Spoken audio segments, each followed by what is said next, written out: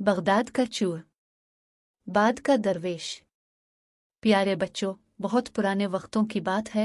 इन इंसाबात Baghdad का नामी गरामी चूर था। वो चोरी और डकैती में ऐसा माहिर था कि हजारों चोरियां करने के बावजूद कानून की गिरफ्त में नहीं आता था। आखिर कब तक बचता। एक दिन इसे गिरफ्तार कर ही लिया गया और कानून वक्त के मुताबिक इसका एक हाथ काट दिया गया। बाद अज़ां उसे जेल भेज दिया गया। बगदाद के लोग इसका जिक्र हाथ कटा शैतान के नाम से करते थे। वो कैद बामशक्कत काट रहा था। 10 साल कैद काटने के बाद एक दिन वो जेल से फरार हो गया।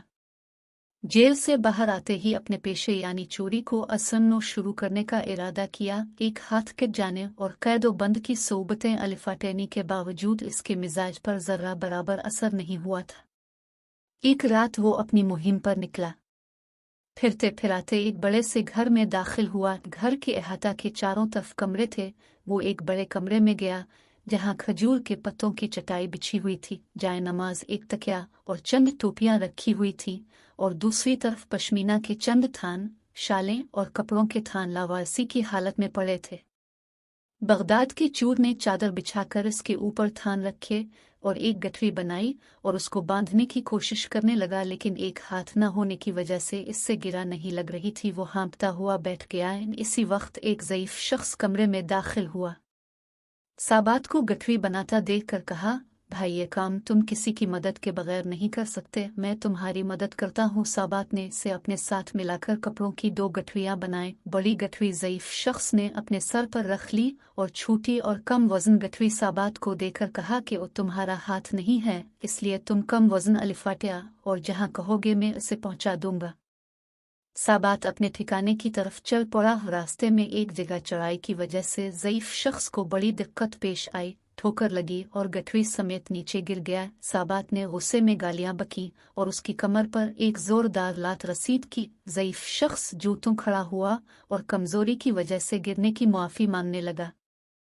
इब्न साबात ने ताकत के ज़म में दोबारा बड़ी गठरी उम्रसीदा शख्स के सर पर रखकर सफ़र शुरू किया। चलते चलते वो एक खंडर में जा पहुंचे जो बगदाद के चोर की पनाहगाह थी। फिर इब्न साबात ने बुजुर्ग से कहा कि देखो, पहले चोरी करने में पहुंचा था और तुम बाद में आए थे, लिहाजा ये तमाम चोरी का माल मेरा हुआ और तुम्हें मुझ जैसा सरदार पूरे बगदाद में नहीं मिल सकता, लिहाजा आज से तुम मेरे शागिर्द हो। बुजुर्ग शख्स ने अदब व एहतराम से अर्ज किया, भाई, ये तमाम माल तुम्हें मुबारक हो। अफसोस में तुम्हारी कोई खिदमत नहीं कर सका, बल्कि अपनी कमजोरी की वजह से तुम्हारे लिए परेशानी का बाइस बना, जिसके लिए मुआफ़ी मांगता हूँ और रुखसती की इजाज़त चाहता हूँ। खुदा हाफिज कहकर वो शहर की जानिब चल पड़ा।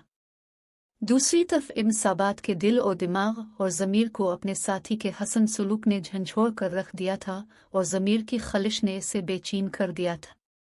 सुबह होते ही बगदाद का चूर इस रात के साथी अजनबी चूर की तलाश में निकला ताकि अपने गुज़िश्ता रात के सलूक की मुआफ़ी मांग सके। यही सोचता हुआ वो रात वाली इमारत के बाहर जा पहुंचा जहां रात को इसने चोरी की थी, मगर वहां चोरी के बाद कोई अफरा तफरी नजर न आई, बल्कि लोग जौक दर जौक इस घर में एहतराम से जाते नजर आए। बगदाद के चूर ने एक शख्स से पूछा कि ये किसका मकान है। इसने कहा कि लगता है तुम बगदाद में नए हो, ये बाबरकत मकान हमारे शेख हजरत जुनैद बगदादी का आस्ताना इल्म है। इब्न साबात ने नाम तो सुन रखा था, मगर दीदार की सादत से अब तक महरूम था। सोचा कि आज इत्तेफाकना इसने को बुजुर्ग हस्ती का दीदार ही कर लो। अंदर जाकर कमरे में झांका तो देखा वही रात वाला उम्र रसीदा साथी मुसल्ला पर बैठा दर्स दे रहा है और बाअदब लोगों से कमरा भरा पड़ा है। इतने में अजान हुई। सब नमाज के लिए मस्जिद जाने लगे। बगदाद का मशहूर और जालिम चोर इब्न साबात बेसाख्ता रोते हुए आपके कदमों में गिर पड़ा और गुज़िश्ता रात की बद अखलाकियों पर मुआफ़ी का तलबगार हुआ। शेख जुनैद बगदादी ने इसे ज़मीन से अलिफाटे कर अपने गिले से लगा लिया और मुस्कुराते हुए फरमाया, दर तौबा अभी भी खुला है। इब्न साबात की दुनिया एक लम्हे में बदल चुकी थी। वो शेख के हल्का वारदित में दाखिल हो गया और वो हाथ कटा शैतान और साबो बगदाद का शातिर चूर शेख जुनैद बगदादी के ज़ेर साया इबादत रियाजत में वो नाम लिया कि अब इसे बगदाद के लोग बगदाद के चूर के बजाय शेख अहमद इब्न साबात के नाम से निहायत इज़्ज़त व एहतराम से जानते थे।